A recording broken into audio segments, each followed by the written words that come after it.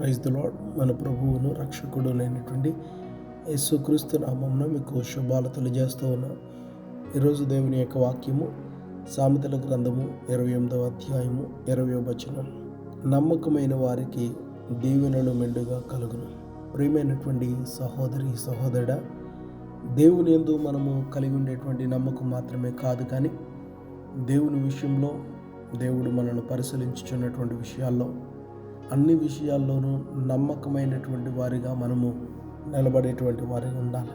మన జీవితంలో మనం చేసేటువంటి ప్రతి వాటిని బట్టి మనము దేవుని నమ్మకాన్ని పొందుకోగలిగినటువంటి వారిగా మనం ఉండాలి.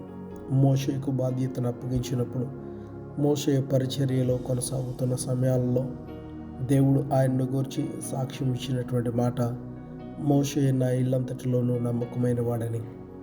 ప్రియమైనటువంటి సహోదరి సహోదరుడా, మనము పవిత్రంగా నడిపించబడ్డ విషయంలో నమ్మకమైన వారిగా, నీతిగా నడిపించబడ్డ విషయంలో నమ్మకమైన వారిగా, భక్తిగా నడిపించబడ్డ విషయంలో నమ్మకమైన వారిగా, దేవుని పరిచర్యలో నమ్మకమైన వారిగా, కుటుంబ బాధ్యతలలో నమ్మకమైనటువంటి వారిగా మనము జీవిస్తే మన యొక్క ప్రవర్తనను, మన యొక్క క్రియలను, దేవుని యందు కలిగి ఉండేటువంటి విశ్వాసము, ఆయన ఎడల కలిగి ఉన్నటువంటి భక్తిని బట్టి మనం చేసేటువంటి ప్రతీదీ చూచుచున్నటువంటి దేవాతి దేవుడు మన నమ్మకానికి తగినట్టుగా గొప్ప దీవెనలు కలుగు చేస్తాడు.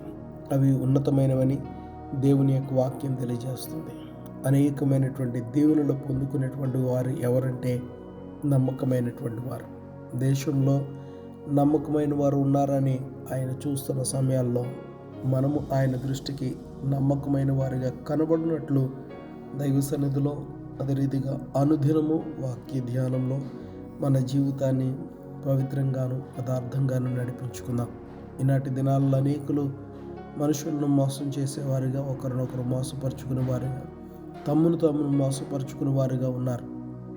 ఆ విషయాలు వాక్యము కూడా తెలియజేస్తూ ఉన్నది. కాబట్టి దేవుని విషయంలోనూ, అదే రీతిగా మన తోటి వారి విషయంలోనూ నమ్మకమైన వారిగా మంచి పేరును కలిగి దేవుని సన్నిధిలో దేవుని యొక్క ఉన్నతమైన దీవెనలు పొందుకుంటూ మన జీవితాన్ని ఆశీర్వాదకరంగా నడిపించుకుందాం. అటు కృపలో దేవుని ఆత్మ మనల్ని నడిపించునుగాక.